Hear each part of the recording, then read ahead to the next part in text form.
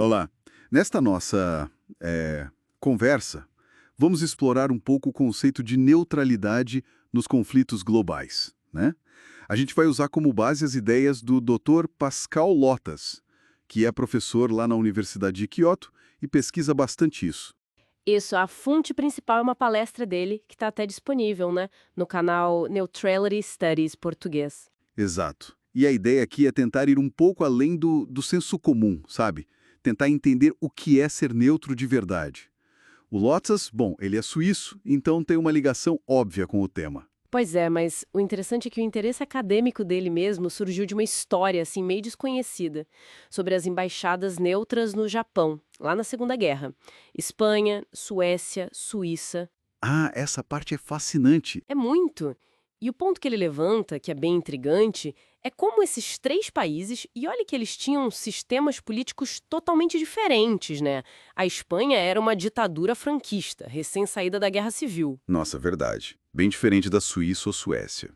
Exatamente. E mesmo assim, eles acabaram cooperando de um jeito muito parecido a pedido dos lados que estavam lutando. Isso, para ele, abriu uma janela, sabe? Para pensar mais a fundo sobre como esses atores neutros realmente funcionam, como eles interagem. Entendi.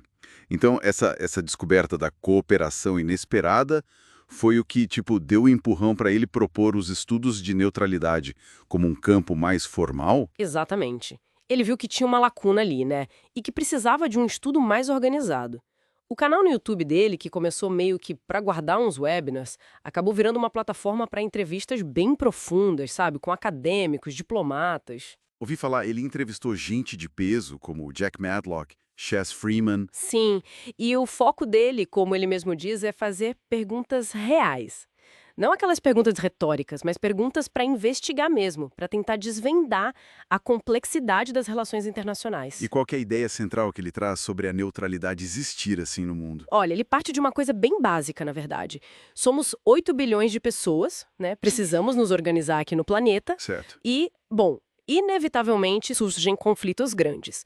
E sempre que tem conflito, tem gente de fora. Tem terceiros, aqueles que não estão diretamente na briga. Os neutros. Isso.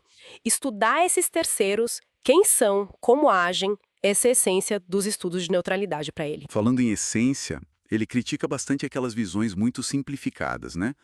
Como é que ele desconstrói aquela ideia mais comum da neutralidade como passividade? Tipo a charge do Bob Esponja da Suíça sem ter o que fazer. Ah, sim. Esse é o primeiro estereótipo que ele ataca de frente. Ele diz que essa passividade, olha, quase nunca é assim na realidade. E o segundo mito que ele combate é aquela metáfora da balança, sabe? O neutro ali no meio equilibrando tudo. Sei, a ideia do meio termo perfeito. Pois é, para ele, isso não mostra dinâmica real. Ele prefere pensar num triângulo. Tem o ator neutro, A, que está em paz com os dois lados que estão brigando, B1 e B2. Enquanto esses dois, B1 e B2, estão em guerra um com o outro. Então a neutralidade surge como uma reação a essa guerra entre B1 e B2? Exatamente. É uma reação, não um estado passivo. E aí vem a parte interessante. Que é a pressão, imagino. B1 e B2 devem ficar tentando puxar o neutro para o lado deles, né? Com certeza. É uma pressão constante e é por isso que ser neutro exige saber o que está acontecendo. Não dá para ser neutro sem ter conhecimento do conflito. Ele usa até um exemplo: o homem na Lua. O homem na Lua. É, se ele nem sabe que tem uma guerra na Terra, ele não é neutro em relação a ela. Ele só não está envolvido. Os incas, por exemplo, não eram neutros nas guerras entre França e Inglaterra lá no século XVII. Eles nem sabiam que essas guerras existiam. Entendi. Então ser neutro é uma posição ativa, informada. É uma decisão consciente diante de um conflito que você conhece. E ele até resgata uma definição antiga, de Tucídides, Ah, Tucídides. O que ele dizia? que os neutros são amigos de todos e inimigos de ninguém. Basicamente, mantém a paz com os dois lados que estão em guerra. A hashtag seria a hashtag não é minha guerra, entende? Faz sentido. E isso bate de frente com aquela visão muito moralista, né?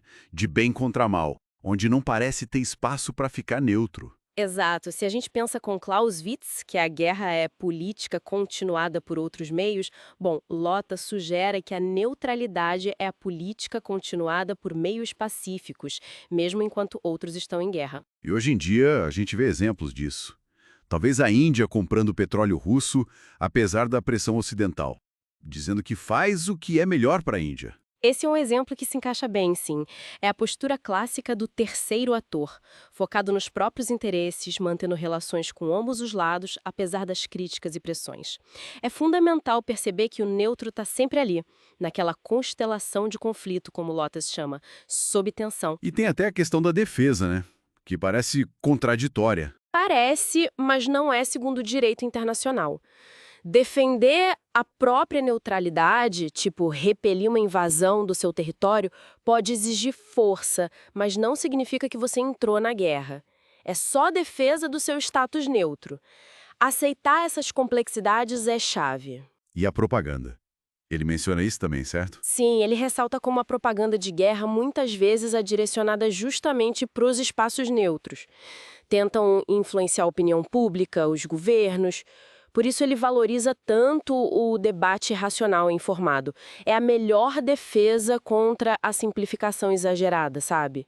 Tipo, Rússia má, Ucrânia boa. Ou qualquer outra visão preto no branco. Entendi. O canal dele busca ser esse espaço para discussão mais nuançada, então. Exatamente. Para resistir a essa tentação de simplificar demais a realidade, que é sempre complexa. Bom, então resumindo um pouco o que a gente conversou. Neutralidade não é apatia, não é ficar em cima do muro de forma simples. De jeito nenhum. É uma postura ativa, bem complexa, uma forma de gerenciar suas relações no meio de uma briga que não a sua, definida por aquela dinâmica do triângulo e pelas pressões constantes. E entender isso, acho que dá uma ferramenta melhor para a gente analisar os conflitos pelo mundo, né? E as escolhas difíceis que os países enfrentam. E além das manchetes polarizadas. Com certeza. Ajuda a ver as coisas com mais profundidade, para além das narrativas fáceis que a gente vê por aí. Fica então talvez uma provocação para a gente pensar. Se a neutralidade para existir precisa meio que aceitar a realidade do conflito afinal, ela só opera porque tem gente em guerra, né? Uhum. Ela mantém a paz justamente com quem está em guerra. Exato. Será que essa aceitação das contradições do sistema internacional não poderia nos ensinar algo? Talvez sobre abordagens mais realistas para gerenciar conflitos, em vez de buscar sempre eliminar a guerra de forma utópica? É uma ótima reflexão. Talvez aceitar a complexidade seja o primeiro passo para encontrar soluções mais pé no chão, né? Menos idealistas, mas quem sabe mais eficazes a longo prazo. Fica aí para a gente pensar.